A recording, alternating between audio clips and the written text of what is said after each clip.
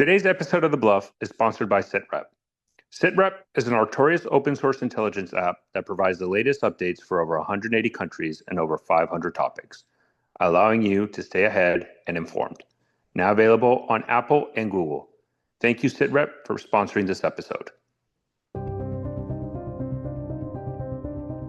Welcome back to the Bottom Line Up Front, an Artorias podcast. I'm Matt. And I'm Stefano, the Chief Intelligence Officer of Artorias. And today we're joined by a previous guest speaker of ours, Joe from NatSecBoogie or Pernicious Propaganda on X. Joe, thank you so much for joining us today. Stefano, Matt, I'm happy to be here representing our team and excited to talk about what we're going to talk about today. Yes, this is actually something for our listeners that is going to be a little bit new for you. Generally, if you guys, are regular listeners, we generally talk about regions, countries, conflicts, and really try to specify and focus on that specific, more of a regional sense, right, and location. But this episode, something that we're very excited about, is actually going to be talking about capabilities, specifically small UASs, FPVs, even unmanned narco submarines. So this episode, we're going to be talking a lot about the capabilities that we're seeing around the world and the investment of technological capabilities for these non-state actors, and some of them even state actors, and seeing how they're really transforming everything from warfare to smuggling operations. So Joe, I'll go to you, from your area, because I know this is something you guys have really focused on and specialized in. And again, we're going to go talking about a lot of different conflict zones around the world, but the area that you and I focus a lot, Latin America, South America. And right before we started recording earlier today, we kind of got some interesting breaking news out of Veracruz. It looks like we might have the first documented case of an FPV drone use in Mexico, although it looked like it failed. So Joe, what have you seen based on your reporting? I know this is pretty fresh, but what's your thoughts? Yes, Stefano. So some images came out and a video actually of a drone that had explosives attached to the bottom of it. But what was unique about it was the fact that it was actually an FPV drone, like fiberglass frame with an external battery source. That looked like it was rigged very, very similar to what we see in Ukraine with looks like some wired detonation so that it could detonate on impact. Previously, there's been only two other photos of FPV drones, so first-person view drones, that were shown off by cartels. CJNG had two images of DJI Avata's series drones, which are one of DJI's FPV drones. But this is actually a pretty alarming new development, given the fact that they're now going to buy commercial off the shelf stuff that you can buy on Amazon or Temu or Alibaba and strap explosives to it. Now, I guess, Joe, the thing is that when we're analyze Veracruz, I think for our listeners to know, I speculated this, and I know you and I talked in the background. Veracruz has seen a lot of violence. There's a lot of cartels active in the region, but it does look like that this was, the two main groups that fight in Veracruz are the Jalisco New Generation Cartel and the Mayito Flacos. And I think, you and I were speculating, and our belief is, I think there's basically concurrence. This is a CGNG FPV drone. Again, it failed. So I think we're in agreement that this looks like there was Jalisco New Generation Cartel. Generally, they have some more of those technological advancements compared to other cartels, and other cartels try to, catch up, let's say. But it does look like it's CGNG. Just a question, that possible one we saw, I think it was already maybe even a couple months ago in Nayarit. It was also a CGNG FPV, if confirmed, right, against Mayito Flaco. So it's something that we might see CGNG start using more regularly in Mexico, or do you think it might still take time for this to be widespread and we're still going to run into more isolated cases? So I think it's interesting that the whole Veracruz thing is interesting, right? Because we don't typically think of Veracruz as like one of those cartel narco conflict hotspots. But if you frame it from the reference of as a fighting organization, you're developing a capability. You kind of want to start off someplace low threat to utilize a new capability, because you need to figure out some of the kinks, right? And so it being found in Veracruz, while that's not one of those hot spots like I talked about, it kind of makes sense. And I think that this is just the beginning of CJNG and likely other cartels to follow developing FPVs for one-way attack and other uses. Now, going on the FPV example in South America, I think the next region I would really like to kind of talk about, the next country, is the situation in Haiti, right?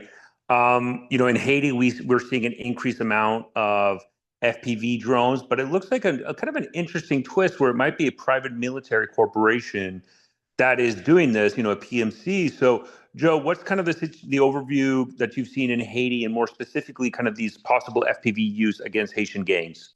Yeah, so the first evidence that drones were being used, specifically FPV drones in Haiti, was actually back in March of this year. Some wreckage of a drone after an attack on a number of gang leaders was shown off. A video was shown, and it was quite clearly an FPV drone. Once again, it seemed like it was purchased off of online, probably from Alibaba or Temu or something. And then it kind of got quiet for a little bit. And then we got reports of large, small UAS drone attacks, both drone drop munitions as well as FPVs, against gang members. And I mean, the numbers that were reported are in the hundreds of gang members killed over a very short span of time. And then a few months later, we also got our first FPV drone footage of someone using drones against one of the gangs in Haiti. And the interesting fact about that, so flying an FPV and being an FPV operator, it's not as easy as flying a DJI, which basically flies itself. And so watching those videos, the people that were flying and operating the drones definitely had some skill level. I would not compare them to the pilots and operators that we see in Ukraine from either Ukraine or Russia, but definitely not something that somebody just picked up and started messing around with. And so I think that it is most likely someone is flying these drones for the transitional government in Haiti. I obviously can't pinpoint that down and say who it is, but we also know that Blackwater is operating there, Eric Prince's company. And so it's more than likely the Haitian government has outsourced those drone operations to another actor. And that might be a good opportunity to discuss a little bit about the transition that we're seeing from the use in propaganda, which we saw with the Islamic State back in like 2014 to 2015. Obviously, that's continued, but then using them more strategically or operationally, gathering information, using them for ISR. And the war in Ukraine, I think a lot of lessons are being learned by these organizations. Not all of them have the same level of access to these products, but there's clearly this evolution that is happening. And do you think what you're seeing with the cartels is being at all driven by some of those lessons learned? Oh, I think that everyone in the world is probably learning lessons from Ukraine, both state and non-state actors. And I think that, Operation Spiderweb, I think, woke up a lot of people, some of the right people and some of the wrong people. And they're seeing what small UASs can actually do, and how much value they're added to you as a fighting force. And so I definitely think that what is going on in Ukraine is being watched, and lessons are being learned, and people are trying to emulate that and improve on it. The other interesting thing is, like, a lot of people don't understand that as you alluded to, the use of drones in conflict predates the war in Ukraine. Like the cartels were using one-way attack drones, not FPV, but just commercial off-the-shelf drones early on in the 2010s, as well as obviously ISIS was using drone drop munitions in Syria and Iraq. And so I think the what people need to realize though is because the war in Ukraine is so intense that the evolution of drone use in conflict is probably supercharged compared to any place else, because people need to learn how to wield them and how to defend against them, or else you end up dead. And I think that that's why we've seen the war in Ukraine kind of leapfrog a lot of these other regions. And now these other regions are looking towards the war in Ukraine to develop their own drone capabilities.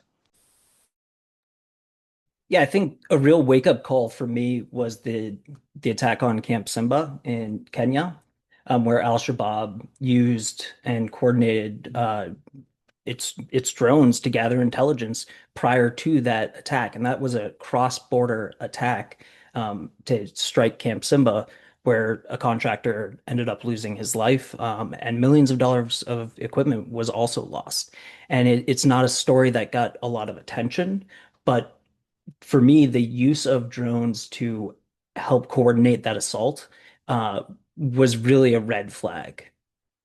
Yeah, I mean, it's absolutely something that's kind of been on everybody's radar, but I think a lot of people just kind of put it in the back of their mind, like, yeah, we'll deal with it later. And now we're starting to see this, explosion of drone use across multiple conflicts across the globe.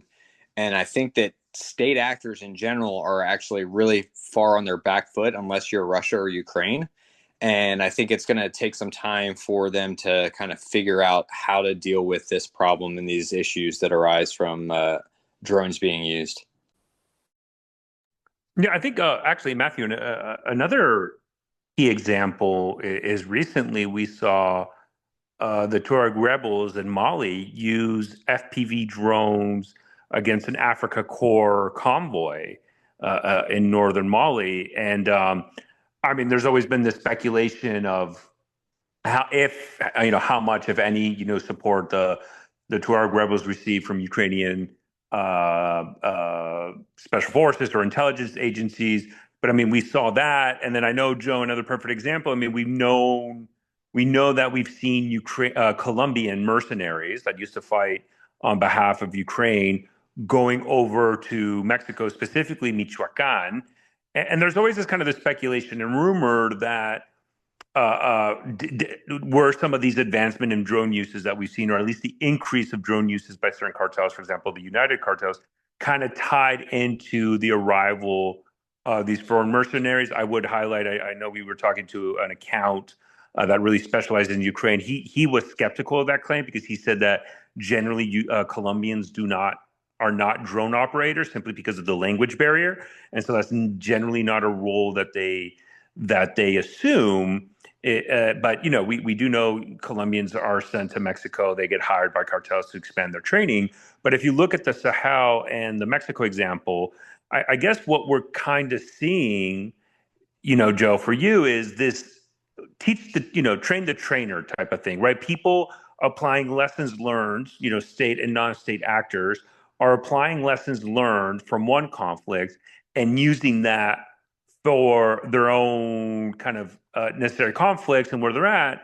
So I guess the question is, though, is this a situation where the training, you need somebody, let's say for an FPV drone use, right? Is this something you would need the expertise from somebody from a conflict zone, or are these pretty rudimentary that basically anybody can do it just with enough time, effort, and money?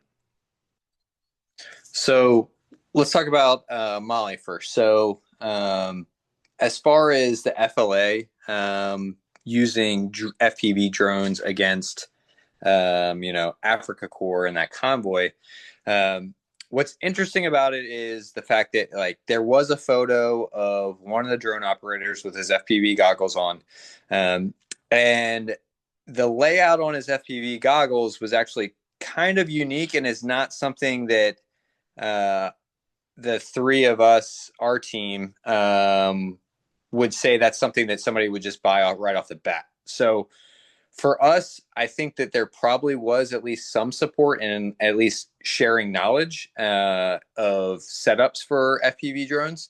And it's also interesting. Recently, a documentary was released in which a lot of the Tuareg rebels were huddled around a computer, and interestingly enough, they were utilizing a drone simulator called Liftoff that the three of us have actually used over at NatSecBoogie to kind of practice flying our FPV drones. And so that's one of those things that's very, very unique. And I think that a lot of people actually use that simulator to learn how to start flying. And that's usually passed along from someone that knows. You don't just go online and find that video game to learn how to fly. So that was interesting. The other interesting thing is about the Colombians. So I would agree with our friend, language learner, right? He probably said that, Colombians aren't the ones that are being utilized to fly. And I would agree with that, right? Because it takes a lot of coordination and you want to be able to speak the same language, especially if you're flying in tandem with someone else. But the Colombian government recently released a statement saying that Russians were actually training both the FARC and ELN in Venezuela on how to use drones. And that story came out, and then probably a week or two later, we had a drone attack by either the FARC or the ELN. I can't remember off the top of my head. And watching the video, you never actually see the drone, but you can actually hear the drone. And it goes in for a one-way attack. And because of the performance of an FPV drone versus something like a DJI, which we typically see the FARC and ELN use to drop munitions, it definitely sounded a lot more like an FPV drone than it did a DJI. And so Russians are in Venezuela training FARC and ELN on how to use drones. I would imagine some of that training is on how to use FPV drones. And so I think it is at this point where it's not something that you can just pick up. I mean, you can pick it up. It's just going to take a lot of time to learn how to fly skillfully. But if you have someone that's teaching you, that time to learn how to be a proficient drone operator is severely diminished, and you can learn a lot quicker if somebody's telling you, hey, try this, hey, try that. So yeah. Well, and there's also evidence, or it's speculated, that the Houthis were being asked by Al-Shabaab in Somalia for training on advanced weapon types, and one of those might have been the use of drones. We also saw in Somalia the group IS Somalia recently used one in Puntland. And, that was early 2025. I want to say that was in January. So we're still in the early phases, but there's definitely this drive within some of these organizations from people who recognize how these can be applied kinetically. And as they see success with this, although it's been limited so far, I think they're going to continue to try and develop these programs. And it would make sense to reach out to other either non-state actors that develop these skills, or state actors if they're willing to provide that kind of training. Yeah, Matt. And actually, more recently than January, the Puntland Defense Forces actually captured some Islamic State Somalia members, and with them they had, I think, 3 or 4 10-inch FPV drones, and then 2 mini whoops, which are little 3-inch guys that actually they're really good at helping learn how to fly, realistically. And so I definitely think that it's something that ISIS Somalia, or Islamic State Somalia, is definitely leaning heavily into. And I would not be shocked, just like you alluded to, if Al-Shabaab starts to adopt FPV drones or other drones and start to utilize them against the Somalian government and the African Union troops that are there. So Joe, I guess jumping into another conflict that you kind of mentioned earlier, is Myanmar. Obviously, the Myanmar civil war has changed drastically over the years. We had a earlier recording uh, talking about this with a good friend of our, Thomas. And he laid out, and I think one of the things that we noticed in the Myanmar civil war was kind of this change within the opposition forces of kind of this very rudimentary, even saying guerrilla force is kind of a overstatement of their capabilities, to now this very kind of professional force, something that we've seen a marked improvement in their military capabilities and training. And it looks like they are also maximizing their use of drones against the Myanmar junta. So, Joe, what are you kind of noticing in Myanmar, and does that kind of also show a professionalization of the opposition against the junta? Yeah, absolutely. So I think the interesting thing about Myanmar and the war there that's been going on for several years is how quickly the opposition forces have kind of adopted drone use. And they're actually way farther ahead than I think most people realize. Just this previous week, we actually had pictures of two drones that were captured by the junta forces, and they were fiber optic drones. Actually, they had their fiber optic rolls underneath them, and they were FPV drones. But on top of that, like, they've been using FPVs to maximal effect. There was a video of an FPV drone striking a helicopter there, as well as they're actually using fixed wing small drones for one way attack that they've developed. And they continue to like just lean into and look at all the lessons that are being learned in Ukraine and just applying it to their conflict. To I think that their evolution is probably more ramped up than we saw either Ukraine or Russia actually employ in the war in Ukraine right now. So I guess kind of going back to one of the things that you highlighted, and I think that this was something kind of like, I would agree, Operation Spiderweb was the main wake up call if anybody needed it. I mean, and what capabilities, Joe, do you see of these groups, either state or non-state actors, are responding to it? Because I think, for example, one of the interesting aspects, if you look at Mexico, for example, I mean, we do see in Mexico local, state, and federal forces. It's pretty common now to see them have kind of these anti-drone EW systems to kind of address that. But besides that, I mean, we haven't really seen a significant wake-up call within the United States specifically to address it. I think and I think there's a lot of regulations that prevent it, specifically with the FAA and stuff like that. But I mean, what techniques are you seeing state actors do to address, and even non-state actors to address the rise of FPV and other types of drones? And more importantly, it kind of looks like the United States is, at least our border patrol, for example, are way behind because we've seen cartels and human smugglers use drones for smuggling operations and even taunting border patrol agents. And there's really nothing the border patrol can do right now at this point. Yeah, I think that everyone is just trying to figure out how this whole thing works. How does the drone, counter drone, escalation ladder actually work? And I don't think that until you're actually in it and faced with it, you really have a good comprehension of what you need to do. Right?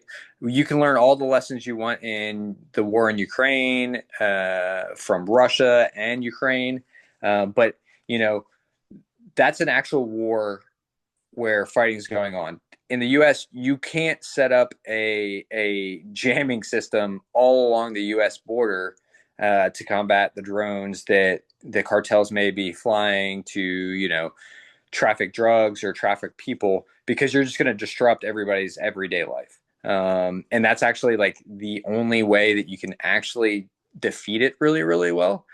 And so I think the interesting thing is you see a lot of cartel members with jammers, drone quote unquote guns, which are just jammers that are fashioned to look like a gun. And like a lot of the equipment is very, very rudimentary slash, I'm just going to say it, cheap, and it's Chinese made. But then there's other systems that they're buying that are actually like really, really expensive and high quality systems. There was that one picture of a Maiza member, and he had basically a whole Skyfend, which is a Chinese company, but this is like the Chinese company that China uses to sell to other state governments. And he had a drone jammer, a GPS or a GNSS spoofer, as well as a locator for the drone operator. And so I think that, to answer your question, I think that everyone's just trying to figure it out. And I think that Operation Spiderweb made everybody realize, hey, we got to figure it out, and we have to figure it out pretty fast, or else we're going to get caught on the back foot, and it's not going to be a good day for ourselves or our citizens. If you're a state actor, or if you're a non-state actor, it's not going to be a good day for us, and we're going to lose men and territory and supply routes. Yeah, I have to imagine after Operation Spiderweb that we're going to see an uptick in research and development of drone warfare, but also the electronic countermeasures and physical countermeasures, and an investment from governments and militaries to develop this type of technology, because it's going to continue to get more complex. And if they don't start to take these steps now, then they are going to be continuously on the back foot. And I imagine what we're seeing and what we'll continue to see is a sort of arms race between drone technology and the countermeasures. I mean, I think that's the best way to put it. It is a arms race, while, it is not on the same level as what we saw with, nuclear weapons and then, your anti-ballistic missiles and all that. It is definitely an arms race. And I think that the problem with it is as soon as someone figures out a way to solve the drone problem, like let's say, hey, it's a frequency issue, let's go ahead and jam their frequency. Oh, they can't use drones anymore. Okay. Then FPV drone operators learn how to frequency hop between different frequencies. When you're getting jammed on one, you switch to another. And then it became like, all right, well, we're going to jam multiple bands at once. And then the drone operators said, hey, why don't we use fiber optics cables to control both our video feed as well as our control feed?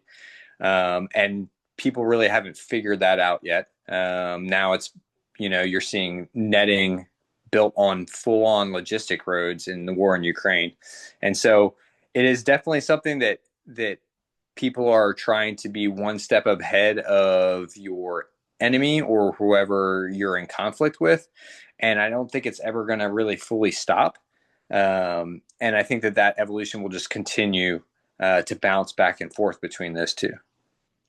So, Joe, I would be hard pressed not to ask you about the discovery by Colombian authorities of a fully autonomous narco submarine that looked like it had Starlink connection to enable it to do navigations and stuff like that. And so, please give our listeners kind of the summary of this, major advancement in drug trafficking, because for those who don't know, I mean, transatlantic and transpacific utilizing narco submarines is still done very much so. They've always been manned.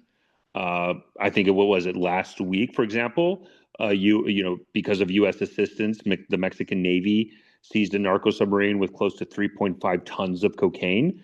We've seen record seizures in maritime interdictions along the Caribbean, the Atlantic, and the Pacific from South America of all these narco submarines. But it looks like Colombian authorities managed to decommission a fully autonomous narco submarine that looked like it was going to be used for trafficking purposes. So what do you know about that case? And is this something else that is showing advancement of these criminal groups to continue their trafficking operations into Europe and the United States?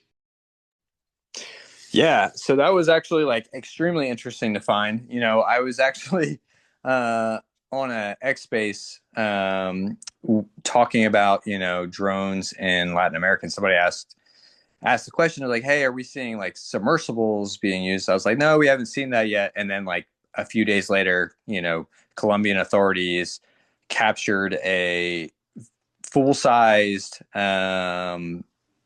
narco semi-submersible that was unmanned. It didn't have any drugs on it, so I would say they were probably testing it out to see how it worked. But as you alluded to, yes, it utilizes Starlink, much like we've seen Starlink being used by Ukraine to great effect in the Black Sea. And so I think people don't realize the fact that like these narco submarines, they aren't just putzing around along the coastal areas. They are going cross Atlantic.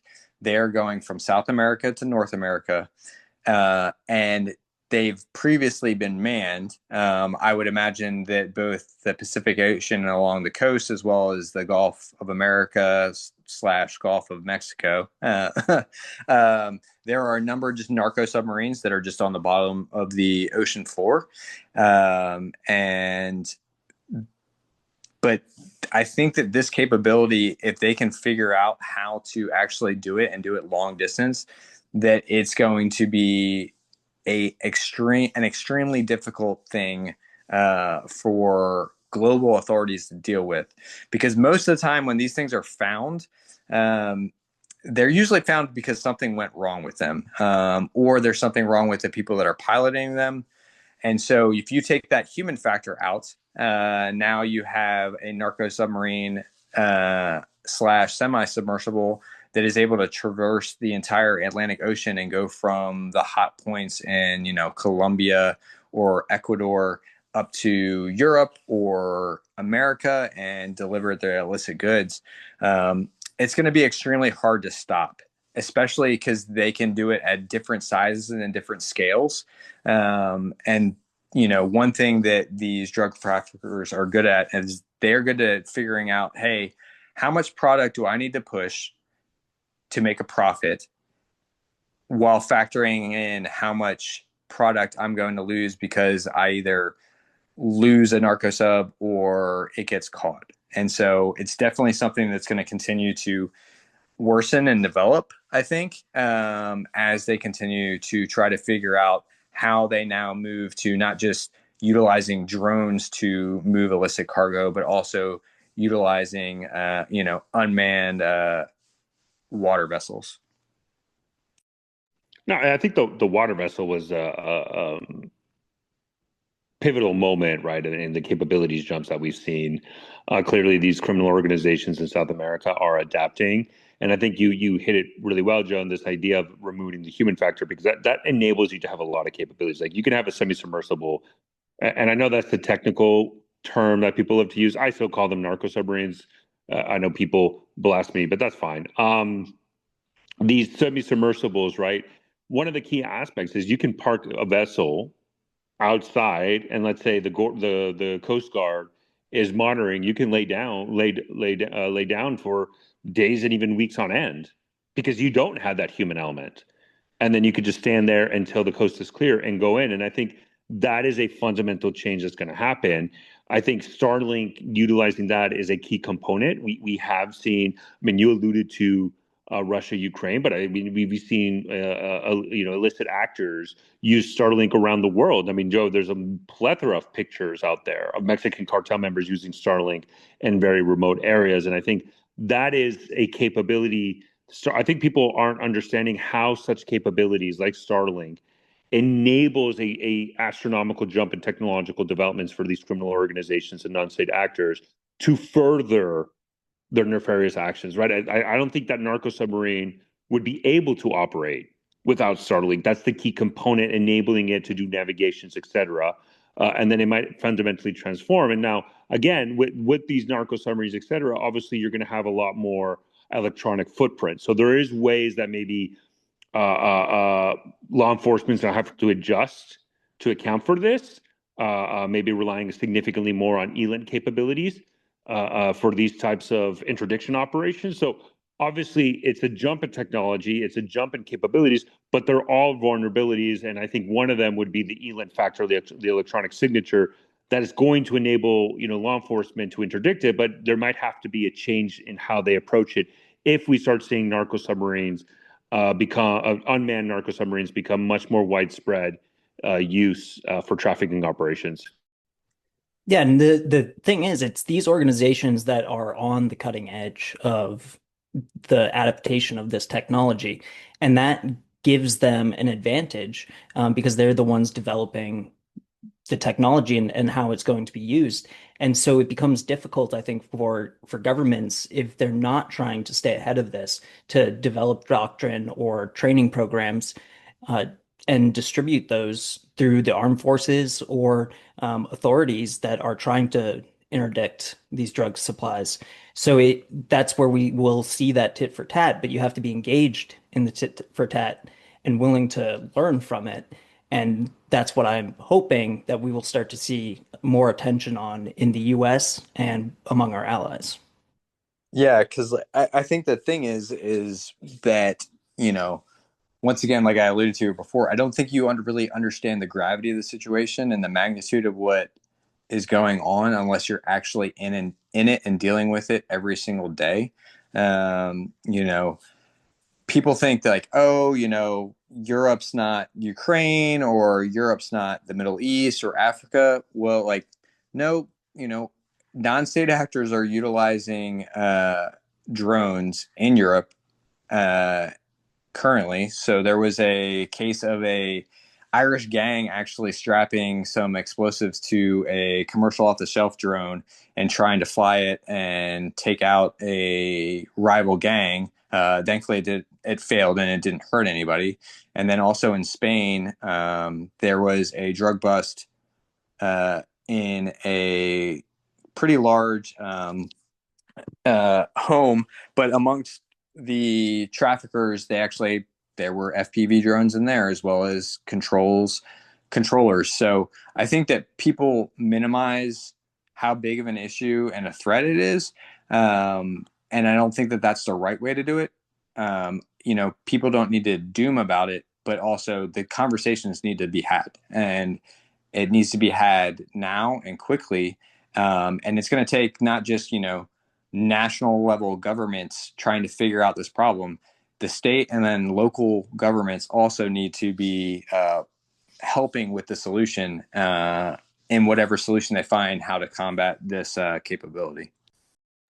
So, Joe, let me ask you then, because we're kind of covering a lot of the things that we've seen. So, my question for you then, what is the next step? And if we can focus a little bit more on the non-state actors, right? Because I think in the state actors, what we're seeing is we've already seen the revolution of drones, and again, now these are like the small UASs, but obviously nation states have the technical capabilities. This isn't something out of the reach of, let's say, Russia. Obviously, Russia does it for the Russia-Ukraine. China, the United States, or any country, they have the capabilities to do this and maximize it. So if we focus on non-state actors, let's say the Mexican cartels, Haiti, the Sahel, Somalia, etc., I guess is one of the things we're hearing a lot on the state actor side is the incorporations of these drones with artificial intelligence, AI.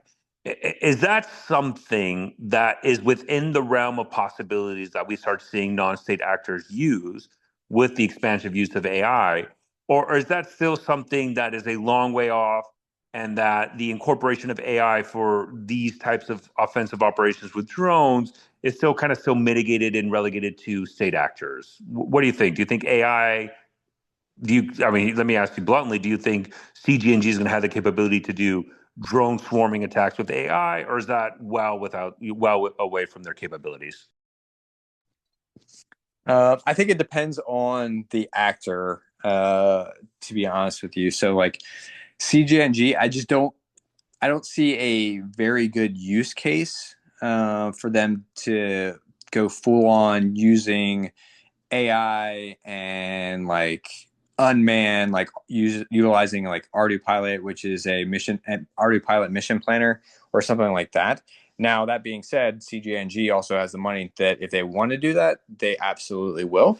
And so I think that AI, it really, really depends. The scary thing is, someone in some dark corner of the world is probably trying to figure out how to utilize AI to attack the West from a non-state actor standpoint, and they possibly will figure out how to utilize AI with drones. But I think that at this time, I don't think we're there yet, because even with Russia, Ukraine, the U.S. and Western Europe, and other states, I don't think that even they are where they're at, where they need to be at when it comes to AI use with drones. And so I think there's other developments, though, that probably we will see. For some, it's, hey, for cartels, we'll probably start to see the use of 3D printers to print better munitions than what they currently are making for their drone drop munitions. If you're the Haitian gangs, you're just trying to figure out a way to get your hands on some drones so you can do the same thing that the Haitian government and those that are backing them are doing to you. I think that a few months ago there were, 3 Viv Ensemble gang members that were arrested in the DR trying to procure drones. If you're FARC ELN, I think you're probably looking at your next development besides FPV drone use is probably trying to figure out how to utilize fixed wing drones to attack, police, the military, and other government entities. So I think it all just depends on, where everybody is at in the drone use and conflict evolution. And then what do you need to be able to do to fight against the quote unquote state, if that's what you're trying to do, or against a rival non-state actor. And from my perspective, with the groups that I'm typically looking at in Africa, I think the next thing that we will see is a proliferation of the use of this technology. And they're going to be trying to acquire more of the components, and they're going to be trying to acquire training, if at all possible. So those are the things that are really on my radar. And when you have a group like the Houthis that has access through Iran, and potentially through China, to receive some of these components, we could start seeing some of these being built in-house by more sophisticated and well-funded organizations. So I think the first step is seeing a larger uptick in the acquisition and use, and then we will see them get more sophisticated. And there might be technological transfer from state actors. Yeah, I think that you're absolutely right. I think that, everyone is just going to be trying to get the next thing. And a lot of times that next thing is what they're going to see in the war in Ukraine. And so just like the opposition in Myanmar have now procured fiber optic cables, I could see FLA in Mali trying to figure out how they can get their hands on some fixed wing drones to send them for one-way attack against the Malian government and their Russian backers. And so it just comes down to, hey, procurement of the capability is actually probably going to be a little bit of a bottleneck, interestingly enough. So we just recently did a thread on X. There's a very common frame. It's called the Mark IV version, or V2, 10-inch, which I think that everybody that's watched the war in Ukraine can realize the fact that 10-inch is probably that sweet spot where you're able to carry a large enough load while still having some maneuverability.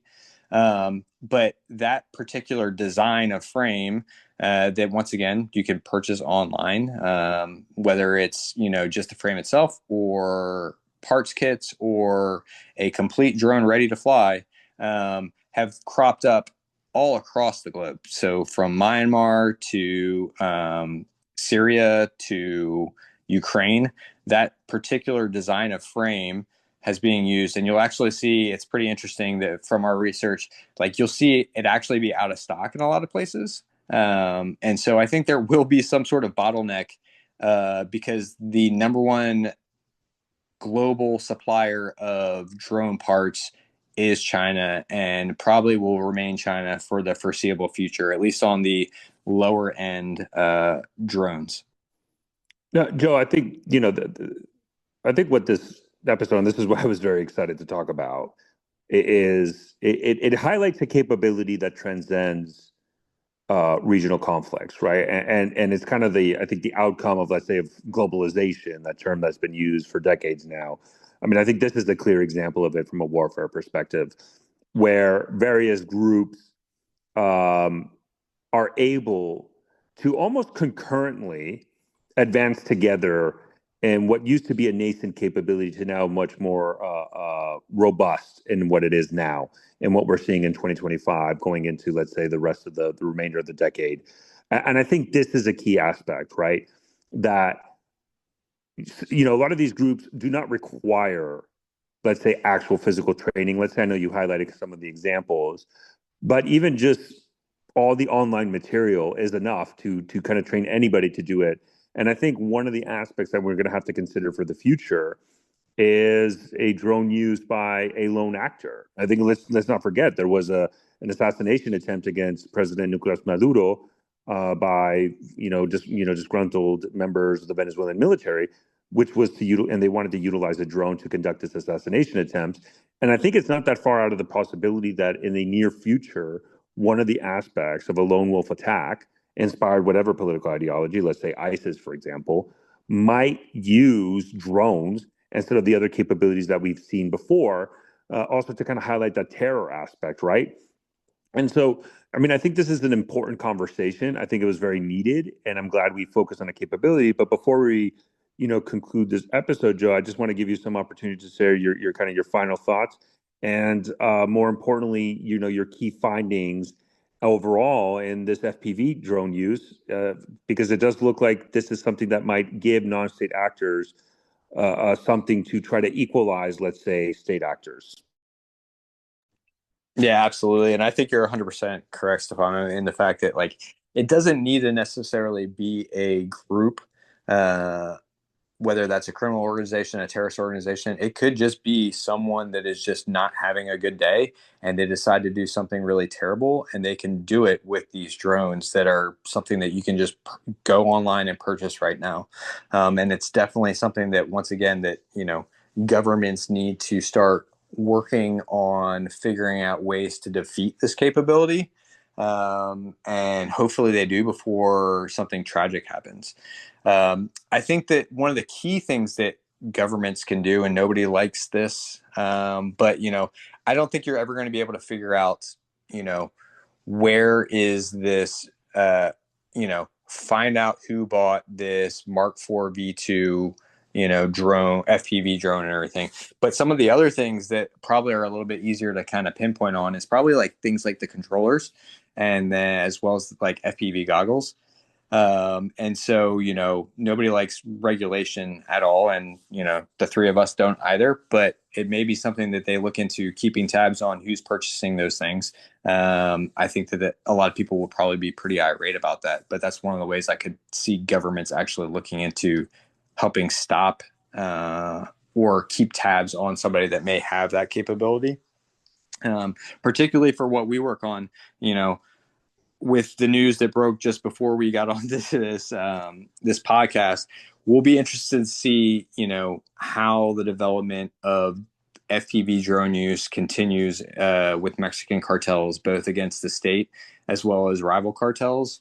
And we'll definitely keep on looking into, 3D printing is something that we've been kind of waiting on. We've finally seen bins for drone drop munitions be 3D printed by cartels, but we think that that's probably going to slowly evolve into full on munitions that are just all 3D printed, and then the explosives are put in.